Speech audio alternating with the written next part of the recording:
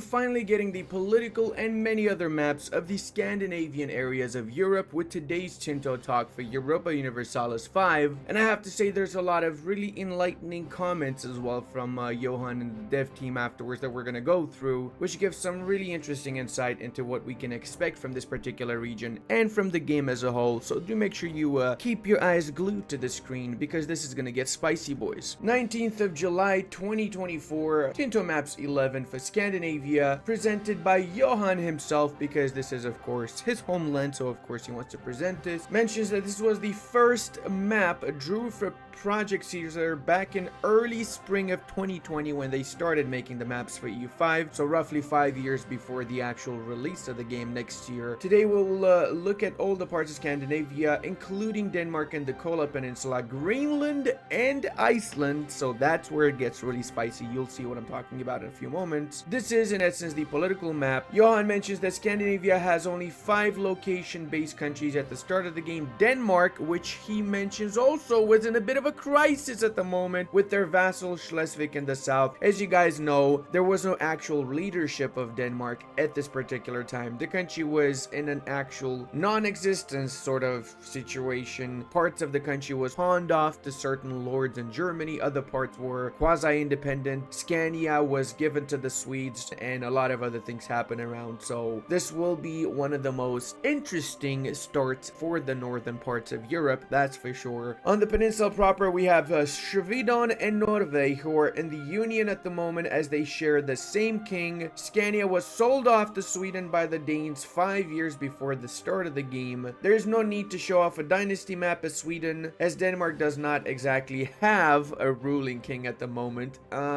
You can say that again. And the rest is ruled by Magnus IV of the Bjarblo dynasty. And I know what you're thinking, Ludi, you just said that name exactly how it's supposed to be said. I know, I got 7.5% Finnish DNA in me, and that's actually true. So clearly, Finnish people know exactly how to pronounce Swedish names, okay? You be quiet now. Let me actually take a little bit of a closer look at the map here. So we've got a little bit of Sweden in the southern parts of Finland. You might be wondering why most of the northern parts of Sweden, as well as pretty much the entirety of Karelia, Pola, even Koka, and Finland generally is not colonized. That is because in this particular time frame, reality is that the Finnish were essentially migrating tribes going from one place to another. Massive shepherds of what, like elk or whatever the schnapps they got up in the north. Deer? I don't even know. Reindeers? Weird animals that you see in Christmas ads all the time. What are they called, guys? Come on, help me out here. Anyway, they were not in any sort of shape a centralized entity. Within the next 100 years, though, the Grand Republic of Novgorod, illustrated here, and Sweden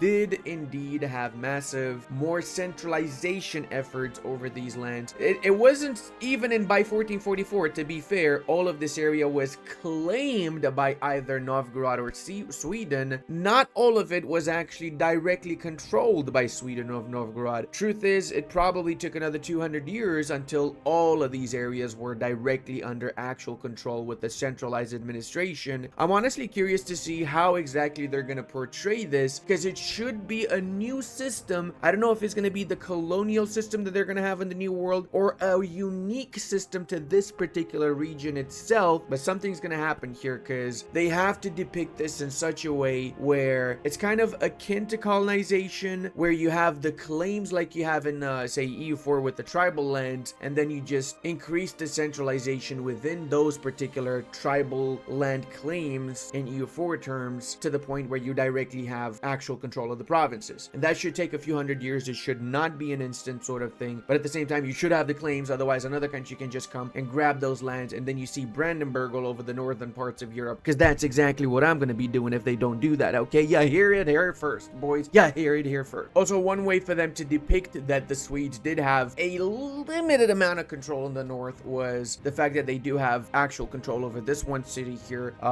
I think this is Schmagagabdebung. Yeah, that's totally the Swedish city here. Trust me, bro. Didn't just make that up. Alright, fine. It's actually the city of Brandon. Or maybe it's not Brandon. Maybe I just made that up. You'll never know. Whatever the case, interesting to see that little foothold in the north there. Norway does have a lot more impassable terrains than it does in EU4. And if we actually scroll on down over here, we see Schleswig is still a part of the Danish lands, despite Denmark technically being not actually owned by anybody, or not that he had not ruled by anybody. Then we have Denmark also owning the northern parts of the Baltic here in basically what is Estonia, whilst the rest is being owned by the Livonian Order and all of its multitude of little vassals. Now, one thing that actually drew my attention is the fact that we have a little bit of a hashed here. So that means that they're gonna have the Teutons and the Lithuanians and the Poles at war in 1337. That is historical because they were at war in 1337. I remember in a previous dev diary, and I might be wrong about this, that they said that they did not start at war for balance purposes. I might be wrong. Maybe I just read it on a post. Somebody else said it and not the dev team. But I'm glad that if they did say that and now they changed their mind, I'm glad to see that because this is historical. It should be a war between the Teutons and the Poles, which the Teutons kind of won if you ask me, okay? Wasn't necessarily a win, more of a draw, but they did get recognition of certain areas in the Teutonic lands from the Polish crown. So that's what matters, right? Now we also have Pskov here, which should be alongside Oreshek, both vassals of the Grand Republic of Novgorod, the only properly independent Russian state in the northern parts of Europe, whilst everybody else here under one way or another is going to be either a subject of the Lithuanian crown or under the Tatar yoke. One more question I have is, what the Schnapses did this? I have no clue. It looks like it's not a vassal of the Novgorod. It looks like it's not a part of the greater vassal swarm of Lithuania or the Tatar yoke. So independent little entity that starts with TOT that we're gonna have a one faith, one culture with, huh? Now I'm probably gonna die like in the first 5 seconds, but I'll try at least. I'll try. It's gonna be interesting for sure. Moving on back to the main dev diary. There is a lot of locations, guys. Despite this actually being one of the first areas that they've done for EU5, they did add a lot of locations. Kind of makes you wonder how come they added a lot of locations for this area despite being first, but very few for the other areas despite also being amongst the first right after. Maybe we have a little bit of a bias here? No, that would never happen. I totally do not expect Sweden to be insanely overpowered in 1330. Paradox would never do that, guys. Come on. They're just gonna add the historically accurate plus 5 million products in the capital on day one. That is historically accurate guns. 5 million guns. That happened, guys. Shut up, okay? Now, as you guys know, I'm a very Nordic location connoisseur, as they say in La La Land. So I'm gonna tell you all the information about the locations in the north. And I have to say that after scanning all of these, I could only find a couple that were actually funny. So I'm gonna mention them. The first one obviously is Jose. That's right. Named after the famous Swedish explorer Jose de la Mancha, who totally existed. And that's it. We don't talk about what Jose did in his spare time. I don't think anybody needs to know that, okay? And then we also have Nora the Explorer, the cousin of Dora the Explorer, but from the north, so that's why she has an N instead of a D, because she's from the north. And then obviously this wouldn't be a real Ludi video without the province of Borg, which is exactly where the Borg originate from. So the history is basically Borg, born in Borg, found nanites for some reason, left the planet, went to the other quadrant, and eventually came back and wiped us out. But that's a story for another time. Basically, you will be assimilated.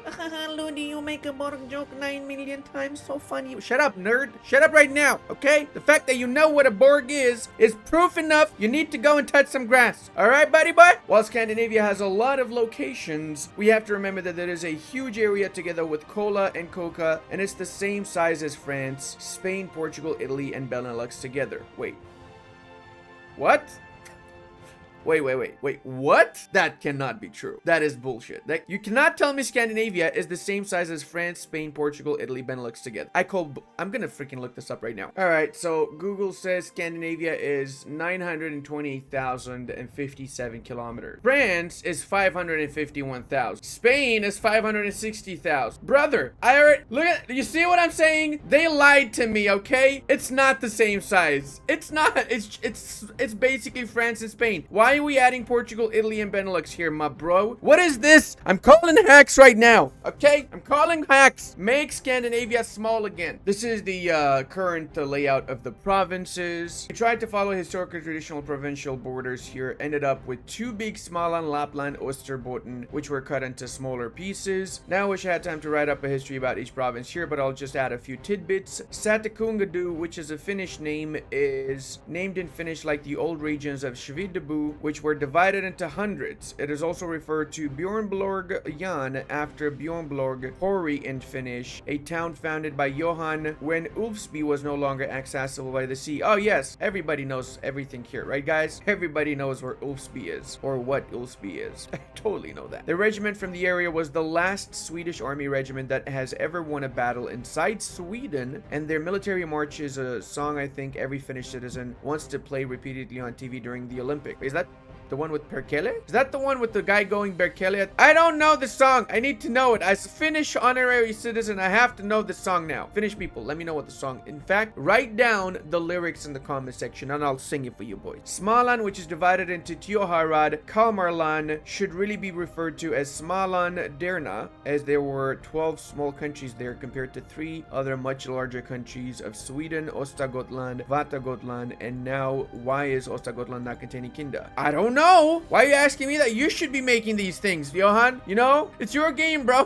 Topography looks like this, as you would expect. All of Norway is one big mountain, some hills, and a little bit of flatlands here for all the flat earthers to live in. And then pretty much all of Finland and most of Sweden is flatland. Kind of goes to show that the Finnish and the Swedes had it a lot easier than the Norwegians had it, didn't they? It's mostly flatland. I went by the rule that if the peak less than 500 meters, it's flatland. Okay. And you need to have over 1,000 meters or rather uneven to be mountain. Oh, is that the case? Because if that's the case, then this area of Moldova, which in your map is shown as flatlands, should be at the very least hill, unless the 500 meters rule doesn't apply to anything outside of Sweden. Vegetation, it's all forests, boys. Forests and woods in the best of cases. There are some farmlands in Denmark, Scania, Gotland. The rest is basically just a big forest. Pretty accurate, yeah. And I think even today is mostly forests in Scandinavia, isn't it? Even in Finland, it's a lot of forest from what I can tell on Google Maps at least. Climate, Arctic and continental pretty much, with a little bit of oceanic by the coastline of the west coastline over in Norway. I like this. He says, this is the reason I moved to Spain, guys. I don't blame you. I really don't. And now for the juicy stuff, boys. We got Sami, we've got Kvin, we've got the Bjarmian. Johan says most of the northeast is still Sami and the Finnish tribes have not unified into the modern Finnish culture. We decided to call the modern Minkili with their more ancient name of Kvern. We still have Gutnish and Gotland, but the Norwegian, Danish, Swedish cultures have become more of a monolith already. Now, if you take a little bit of a closer look here, Karelian is also pretty widely spread out. Even in the northern parts of Novgorod itself, we've got quite a little bit of Ingrians, Karelians, Vespian, Homo, and then Finnish is a culture, but you also have the distinction between Finnish and the other Finnish cultures, basically, all around here. And can we just go ahead and say that the gift of worst cultural border gore of Northern Europe goes to the Baltics? I mean, what the schnitzel is this, my dude? We've got Livs, Western Baltics, Estonians, Latvians, Samogitians, and one Romanian dude sitting in Riga. I don't know what that's about, like, actually. What the hell, man? This is is that one? Oh my god, this makes a lot of sense. If your name is 6 letters long and starts with the B, there's bound to be trouble. That's why we got Balkans, B-A-L-T-A-N, and then we have Baltic, B-A-L-T-I-C. 6 letters, B, 1,000 cultures. This makes, you know, I think there might be a conspiracy theory to this, guys. We might need to look into this, honestly. You also see that now we have Muscovite here, and we still have the Severians, which doesn't really make much sense in my opinion. And then we've got the Novgorodians, or Novgorodian. Gutnish is pretty cool to see. I think I'm gonna have a little bit of fun with Gotland for sure. Religious map mode is pretty much mostly Catholics, at least in Scandinavia is mostly Catholics, and we've got Suomensko as well as Sami Shemanis and the other areas that are not under direct control of Sweden, basically. Although we do have Suomensko in the directly controlled province of Sweden up in the northern bits here from what I can tell. And yeah, guessed it, boys, Norse is back in town. That's right, we got Norse here. We've got quite a little bit of Norse, so I guess they changed their mind about having Norse in only a small amount of provinces in Sweden, because it does make sense when you think about it. So there's still quite a few Norse today. I know, it sounds weird, but there are some. And there still were Norse for sure in the 1300s. That's like 400 years after the intense religious changes in Scandinavia, and you wouldn't just have everybody convert by that point. For sure, there would have been at least a few dozen thousands Norse by then. We've got animists a little bit in Novgorod. Most of the Baltic is Catholic. We do have the Romuvan religion in Lithuania, as well as in parts of the Livonian order and in quite a few parts of the Teutonic order. Look at this. See, this is all parts of the Teutonic order, and they're Romuvans, their majority. That's the Lithuanians that were Romuvans still by this point. He does mention there are still Norse people in the forest of Dalarna and Vastmaland. And now, boys, check this out. Oh god, if you ever needed lumber, you're never gonna need it again if you play in the north. Like, this is all lumber. There's more lumber in the north than there's people. I'm pretty sure of that, okay? I'm gonna back that shit out with the amount of trees. One tree equals one lumber. There's more trees than people in the north in 1337. For sure, my dude. We do have some copper around Dalaskogan, famous copper mine. Gives artillery cost bonuses, and some iron as well around there. More copper on the Norwegian side. We got a lot of clay around the area too. Some fish by the coastline of Sweden. Some wheat around the Danish land predominantly. Some wool around the coastline as well of Norway and Sweden. Wild game all around the north. As much wild game as lumber, or at least half of the amount of lumber for sure. Fur, there's quite a lot of it as well. There have been some changes even in the Russian areas from what I can tell from the previous Russian dev diary, that's for sure. And I'm not seeing any big like gold or any. Oh, there's amber. That's pretty new. Hopefully she doesn't poop in our bed.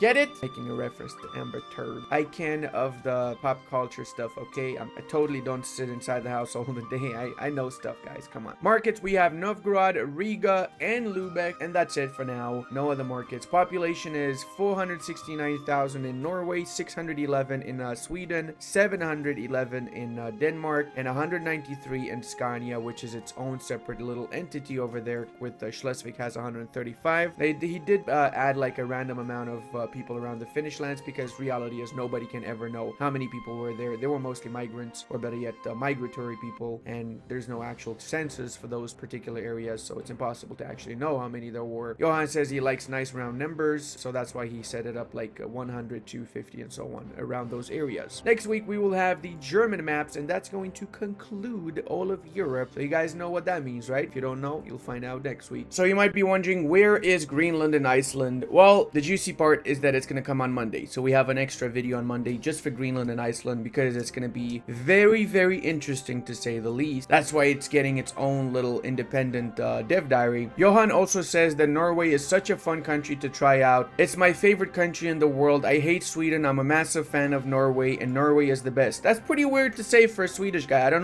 know why he said that. But hey, you look at this. This is exactly what he said here. Stop reading it, bro. I said stop reading it, man. You can trust me on this. Mentions that Gotland will not have pirate abilities. That makes sense, since Gotland has pirate abilities because of the Pirate King that we started with in 1444. It wouldn't be the case in 1337. They shied away from their Viking paths a long time ago by 1337. He confirms that Project Caesar will have a graphical terrain map like the default one in EU4, which is basically the one map that pretty much everyone's going to use pretty much forever with a few exceptions. Talking about culture, since you can make the case they were Scandinavian, they are Danes. Fair enough. I mean, it's coming from a Swede. If he says the south of Sweden was Danish, I'd say it was pretty Danish then, right? Hanseatic League is not an international organization. I would assume that it is its own actual entity, or some sort of tributary system, or like some sort of trade system city, better yet, right? With Lubeck being the leader like it is in EU4 right now. And he also mentions Scania is going to be a dominion of Sweden, not a vassal or a union, so that's pretty new. We also have a little bit more of a sneak peek of the population numbers in the northern parts of Sweden, which is randomly 100, 200 every other location, basically. He also DDoSes himself by saying that his mom was, her family was from Leksand, and their ancestors were the first Protestant preachers in the church there. So that means what we have to do now is we invent a time machine, we go back to when the first Protestant preacher built this church there, and then we just wait it out until we get back to current times, and boom, we force him to release EU5 now, today. Do it, Johan, do it right now, I want it. He also says that older is better. I can agree. My wife is also older than I am. And that's enough internet for today. Love you guys.